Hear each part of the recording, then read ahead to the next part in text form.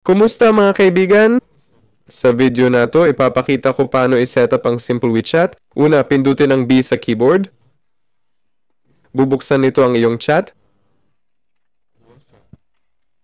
Puntahan natin ang settings. Nandito ang volume ng chat o ng mga tao sa paligid. Dito naman ang volume ng iyong mikropono. Ito ang pag-activate ng mikropono. Sa ngayon, kailangan kong i-activate gamit ang button. Para magsalita, pwedeng iset sa voice para automatikong mag-on kapag nagsasalita ka. Ayun. Susunod, ang audio para sa mas magandang sound effect. Malalaman mo kung saan nanggagaling ang boses ng iba. Magandang setting to. Dito pwedeng piliin ang mikropono at headset o speaker para sa audio.